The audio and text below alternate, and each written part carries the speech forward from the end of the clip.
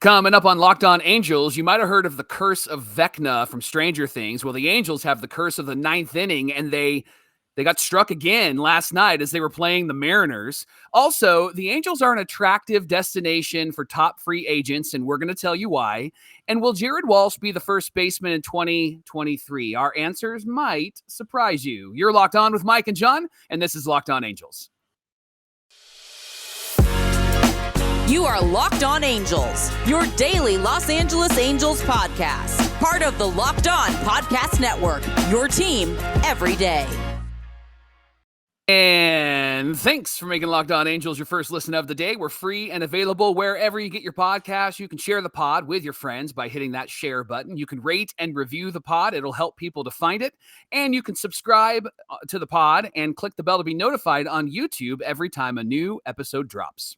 Hey, we appreciate you joining us for this edition of Locked On Angels, where it's your team every single day. My name is John, and that's my brother Mike. And my name is Mike, and that's my brother John. You've got the Frisch Brothers, a.k.a. the Super Halo Bros. Of course, you can find us at Locked On Angels on Twitter and at Super Halo Bros on Twitter and Instagram, where we are battling Mariners fans all over Twitter, Mike. That's what's going down. And man, they win a couple games, and suddenly they got some big shoes, some big britches. They're the best team in baseball, according to their fans. But I have to say that we probably do the same thing. Hey, listen, before we dive in, Johnny, you'll notice over my left shoulder that I have a Halos jersey. Now, it's not the one that I normally have there. This is actually brand new. Locked On Angel listener Devin brought it to me today. In my real life, I'm a pastor at a church, and he attends our church, and he heard me say that Tim Salmon is my favorite player.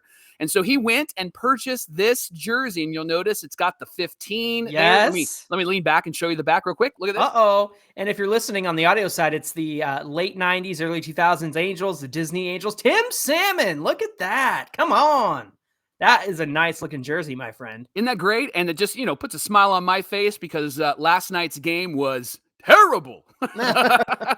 So thank you, Devin, for the support. Thanks for listening, and thank you for the jersey. And now, if you're a Locked On Angel fan, John's favorite player is Jared Weaver, and he would love a Weaver jersey. I'm just throwing it out there in the universe, all right? Hey, have Angel fans come around on the on that Angels jersey, the winged Angel jersey? I don't know. I like it. I think because I liked the team probably and paid most attention to the team in the 90s. And so I like it, but I actually prefer the solid A. I actually like the old school, like 80s, early 90s, big California state with the golden star in the middle of it. I liked when they were the California Angels. So this one's probably third on my list, but because it's a Tim Salmon jersey, it has moved up to the top. Number one, baby. Let's get into last night's game. And you mentioned it at the top of the show. The curse of the ninth inning strikes again. Yeah. This time it was 6 runs for the Mariners in the ninth inning. The Angels lose this one 8-2. Jose Chavez, man, glad to see that he's back to his former Angel self, not the bullpen hero that he was for the Braves or any of the other teams he's been on since then. But man, I have to say that strike 3 right down the middle that the umpire missed was asinine. That's as close as I'm going to get to swearing. It was asinine because it was right down the middle of the zone, and the umpire didn't call it. And this is the night after the other umpire who was behind the plate lost count of balls and strikes and let Carlos Santana walk the night before. And so last night, this pitch goes right down the middle, would have been strike 3. And then Jose Chavez got the next batter to pop up, and that would have been the inning. No 6 runs, nothing like that, no triples, nothing. And so I understand people are upset at Jose Chavez, but let's be more upset with the MLB Umpires Association because they are the absolute worst at their job. This is the epitome of screwing up at your job and having the union at your back to protect you when you can't even do your job right. Buzz, buzz, buzz. Oh, there's the robot umps coming after you. You're robot overlords. Here's the real big issue in this game, Johnny, is that it was just a repeat of the night before. The Angels were in it. They were looking really good. Jose Suarez was pitching like Cy Young in the first 5 1/3 innings. I mean, this guy had a perfect game. Yeah. And then Sam Blum said something on Twitter, and Jeff Fletcher, our good buddy, said it was Sam's fault that the perfect game actually ended. So you it can't wasn't talk Rhett about it. Bollinger's fault. Rhett Bollinger didn't talk about it. He said 15 up, 15 down. He was very careful about choosing his words. So way Smart to go, man. Yes. Smart man. We will not blame him. We will blame Sam Blum. And then, but it kind of fell apart after that. 4 consecutive hits. He gave up 3 runs. He did strike out 5, but that was kind of the downfall. He did leave the game, and it was 2-2, and then a run came in. So it was just 3-2. And so we had an opportunity, and there was a couple of times we had some runners on, but again, we just found ourselves back into our old rhythms where we couldn't knock in anybody. The only person in this lineup was Rengifo, who actually could do something. And 2 nights in a row now, he's hit a home run. He hit his 9th last night. Yeah, I was going to say, could we have come back in the bottom of the 9th because Fletcher, Ohtani, Rengifo, and Ward had just came to bat. And I have no faith or confidence in the rest of this Angels lineup. Joe Adell, once again, out of the lineup because of that bruised finger. Fortunately, it's just a bruise. David Fletcher was back in because he bruised the foot the night before, but he had a good game. Shohei Ohtani had a great game at the plate. And of course, like you said, Luis Rengifo had a great night as well. His 9th home run, 2 home runs in 2 days. And that's just fantastic to see. But good grief, man. The rest of this lineup, like Walsh, Stassi, why have they fallen off so much? Yeah, I mean, what in the world? Stassi looks terrible. I think even the night before, maybe that was still kind of in his heart and in his head. He did have an interview afterwards. He was like, yeah, I sucked. I'll probably never have a game like that again, but he felt really terrible about it. And we appreciate that, but it just seems to be that one Angel at a time falls apart, and there are pockets in this lineup, and it's been that way all season long, where you're really excited about these 3 or 4 hitters, and then the rest, you're like, okay, for the next 2 innings, we're not scoring any runs, and then if the pockets don't score any runs or get any hits, then the night's not going to go well, and Rengifo's really hot, and you also have Fletch who can get on base, and of course, Shohei, he can get on base. He's always kind of in the mix, but it's really those 3 guys, and then if Taylor Ward is on that night, but the rest of the lineup, man, it just seems like it's a pop-up or it's a ground out. At least they're not striking out all the time, but it still feels like they're not even in there with a great approach at the plate at all. How did we pick up Steven Duggar and not Franmil Reyes? How did that happen? I don't know. Somebody missed on that one. Somebody kidding, screwed up on that one. Nice reference. Hey, listen, I just think that with this team and the way that they've been hitting and not hitting, and some of our best guys like Walsh and Stassi, who have been decent hitters in the past. I mean, Jared Walsh just had a cycle in June and was also an all-star last year. I mean, good grief, what in the world has happened? And it does not bode well for Jeremy Reed as a hitting coach, because this is, we say it all the time that when you come up to the majors, you are who you are, but it's this kind of slump that a hitting coach is supposed to be able to figure out and fix and help them understand what's going wrong. And we already saw that with Brandon Marsh. He had a bad injury, by the way, yesterday, trying to catch a home run ball. I saw that. That looked awful. Brutal. But I mean, it already helped him in Philadelphia. I know he's scuffled a little bit as of late, but still, it's just, there's no solutions with this coaching staff. So I just want to put this game to bed and put it behind us. We do have a YouTube game. It is an early game today, 1:00 time. So you're not going to be able to catch it on Bally Sports.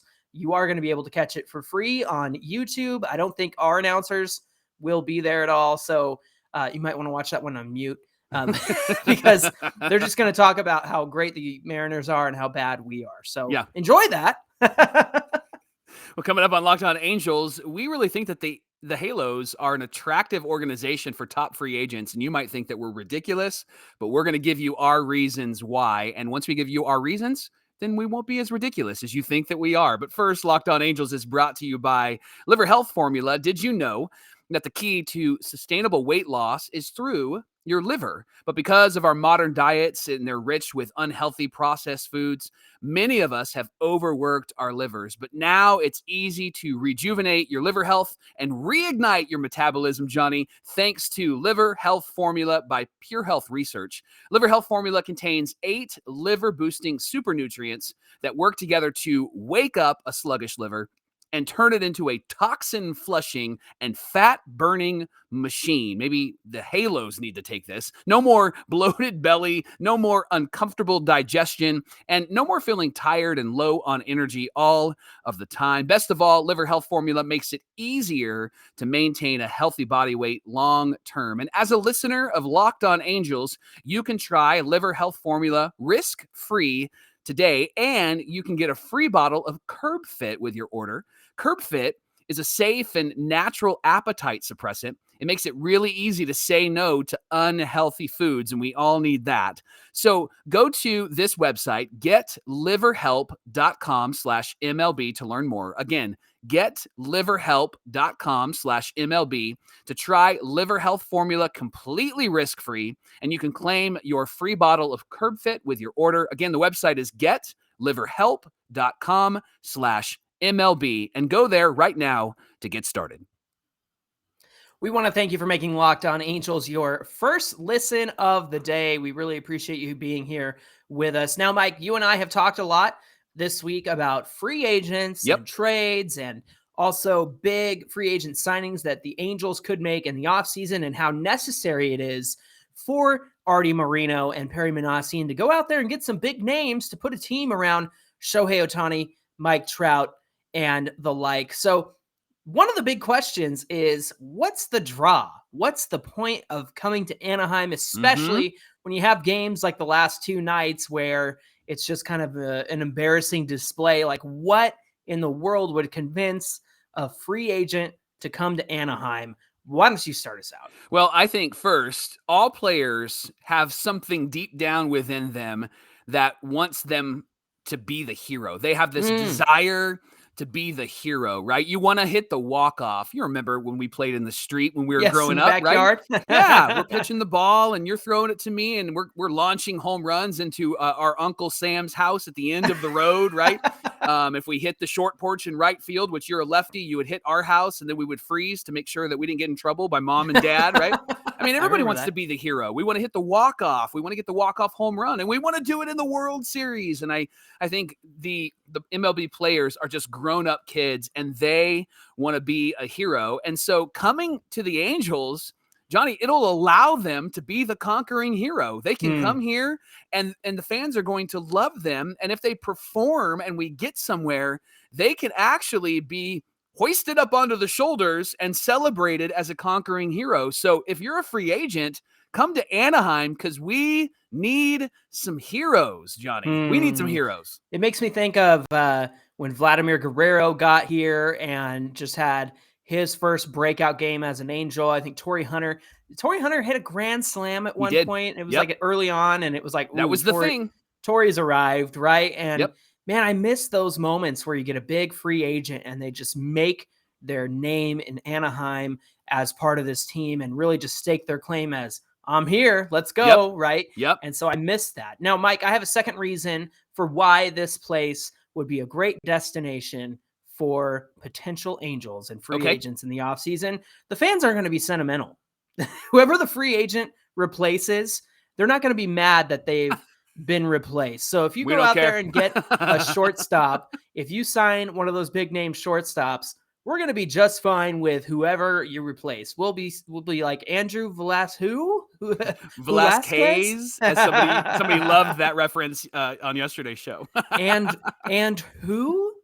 Yeah, Velasquez? There you go. There you go. It took me a while to get there, but I got there.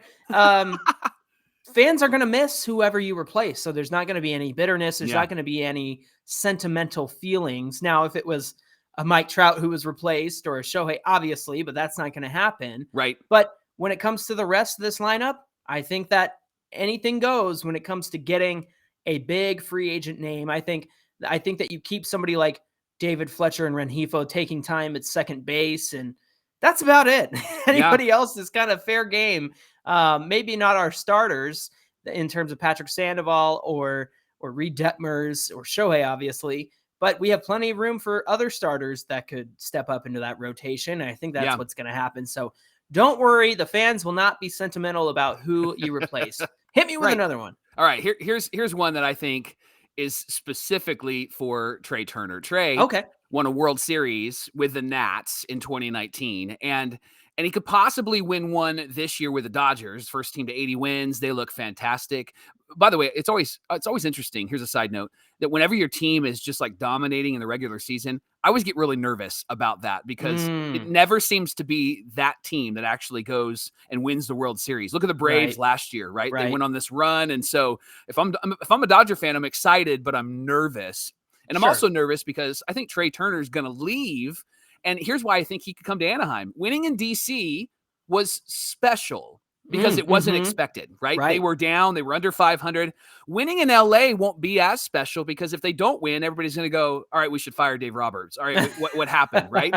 But if you come to Anaheim and you win in Anaheim, the fans are going to love you because we're going to be right. We're going to be endeared to Trey Turner. And that's why I think he might end up and should end up and why it would be attractive for him to end up in Anaheim. So don't think that this isn't a good destination due to the struggles this season. We think that players will choose Anaheim and come to the Angels this offseason because we're not going to be sentimental. Because we're, like we want you to be a hero. Please come and be the hero. And if you win, oh my gosh, if we could just get a wild card spot, we're going to love you forever. You're going to be endeared. You're going to be like the Tim Salmon in our hearts. So free agents, come to Anaheim. The door's wide open. We'll get your jerseys, we promise.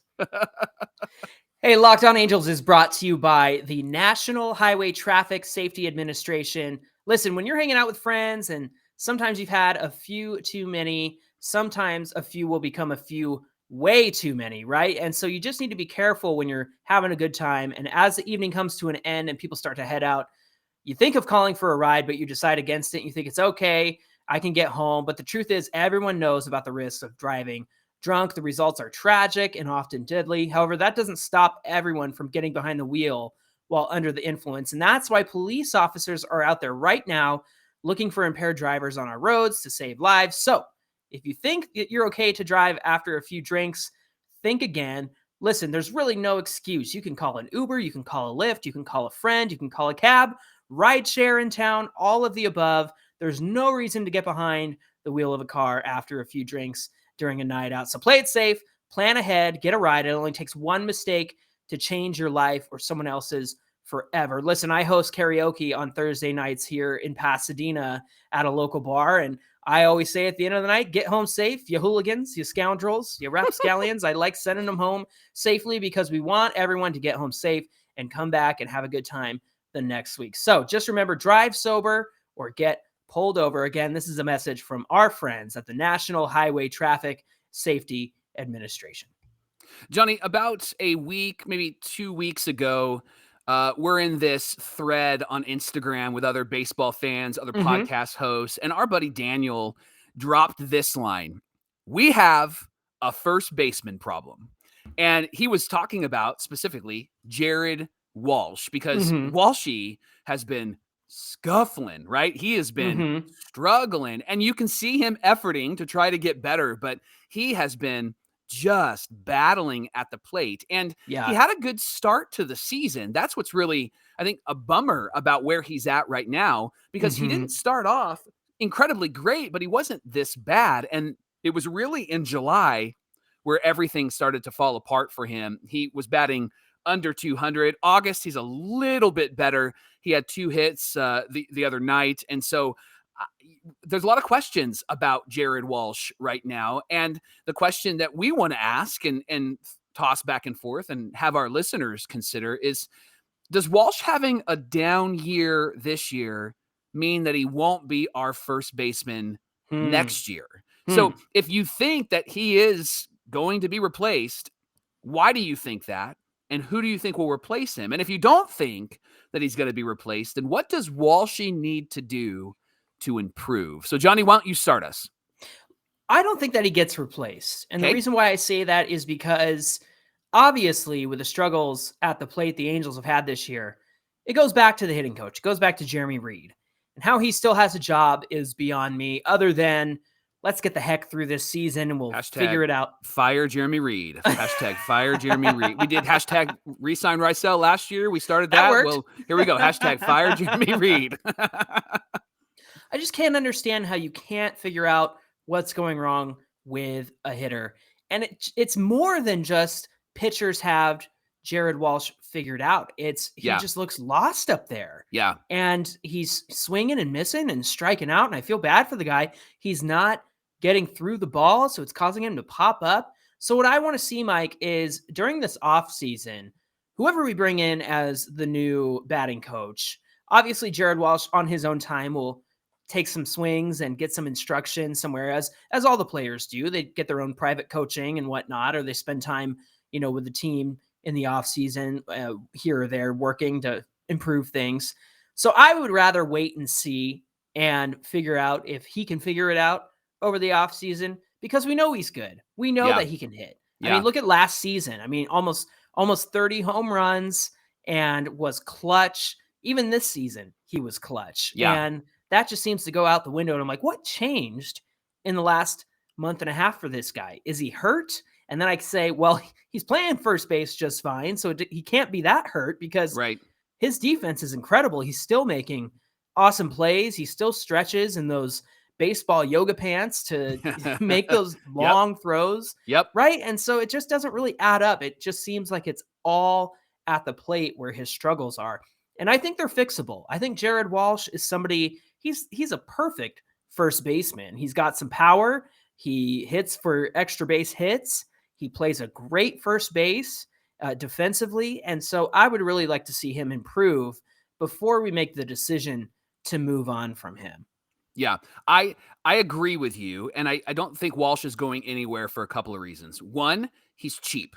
I don't think he's going anywhere because he's cheap, and we're not going to go and spend more money. Two, he plays an incredible first base. He's great defensively, saves a lot of runs over there, saves a lot of errors, and he hustles. I think that he has really, really helped himself and had fans not get mad at him because he's hustling. You can he's tell. Endeared himself to the fans because of how much he hustles. Absolutely. That ninth inning 2 nights ago, there's a fan video of Walshy with his head on the railing in the dugout, and you could just tell he's so disappointed in how that inning turned out. And so a fan was like, "This is why we love Walshy, because he's wearing it." Well, it certainly wasn't his fault either. It was not his fault. No, it wasn't. Now, here's the problem. Yeah. Do you remember back in the 90s when good old Michael Jordan retired and the Bulls were left with Scottie Pippen as the main star of the Bulls, right? Yeah.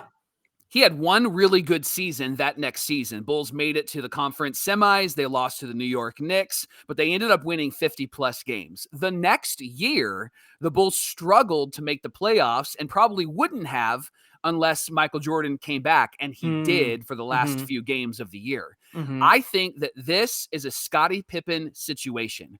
Jared Walsh is great, but all of the great players have not been around him. And so I think Walshy is carrying greatness, but he is not great like Ohtani, great like Trout. I'm going to even say great like Rendon. Yeah. I think Jared is a piece to the puzzle. He's a slice of the pie. And when the whole puzzle or the whole pie is together, Walshy is really good. Look at last year. There was most of the team was together, right? Yeah. And Walshy was really, really great. But if you put that whole team together, I think Jared Walsh stands out, and he's an added force in that lineup. But when he becomes the force in the lineup, then everything changes. I think he's pressing. I think he feels the weight and the pressure. I think that there might be something wrong with his swing, and nobody's really helped him to correct that. And I think that he just feels all of what Angel fans are feeling, and he wants to do really, really well. And he had such a great year last year. And even his 2020 in the final few games, he had a great season then. It's why he won the first base job. I just think that he's Scottie Pippen without Michael Jordan. And when Michael Jordan is healthy and comes back, i.e. Mike Trout, and when Rendon's back and Ohtani's in that lineup, I think that we're going to see the Jared Walsh that we have come to know next season in 2023. I don't think that he's going anywhere. You and I made this argument last year on our podcast, Super Halo Bros, that when David Fletcher was struggling, it's because those key pieces of the lineup were missing, and he felt a lot of pressure to be somebody that he wasn't. He was playing out of his shoes, right? And now we've come to learn that it seems like the injuries hampered him back then as Playing well. Out of his hips. Yeah, there you go. And I think what you just said about Jared Walsh makes sense. Without the full and healthy, powerful lineup, Jared Walsh becomes one of those anchor pieces. And maybe he's too young to be that right now. Sure. But he also wears the ups and downs of this season on his sleeve. Oh, I mean, absolutely. He's been a part of some great things that the Angels have posted. Like there was a video of him and Taylor Ward, and I think Griffin Canning out playing baseball with some kids at a school, and he was hamming it up. I think Brandon Marsh was there too. And so Walsh is just a great person of character. Yeah. And so I am sure that he's affected by this season a lot. But you're right. I think once we're back in full force, we will see the Jared Walsh of old. And I'm not ready to give up on Walsh. He deserves better from the fans than that. And so I think we see him back here next season. Well, John and I really thank you for making Locked On Angels your first listen of the day. Now make your second listen the Locked On MLB podcast show with MLB expert Paul Francis Sullivan. He brings humor and passion and brings a unique perspective on every team and shares some of the biggest stories from around the league. He had our buddy Bryce, who does Locked On Rangers, on his show because they fired their manager, and they had a great discussion. When Joe Madden was fired, Johnny jumped on, and they had a great conversation about that. And you can follow this podcast, Locked On MLB, on the Odyssey app, YouTube, or wherever you get your podcasts. Don't forget to give us a follow at Locked On Angels on Twitter, and of course at Super Halo Bros on Twitter and Instagram. And if you're watching on YouTube, hit that subscribe button, get in our comments. We always do our best to respond. And then sometimes the conversation goes on without us because it's such good conversation. I just leave it be. Yeah. Smart. Mike, what do we have on deck for tomorrow's show? Well, can the Angels finish the season maybe at 500, or can they even reach that third wild card spot, Johnny? Well, we're going to run the numbers. We've run the numbers. We're going to share them with our listeners, and we're going to let you decide. That's tomorrow on Locked On Angels. Looking forward to that conversation. Until then, my name is John, and that's my brother Mike. And my name is Mike, and that's my brother John. And we'll see you right back here tomorrow for more Locked On Angels. Take care.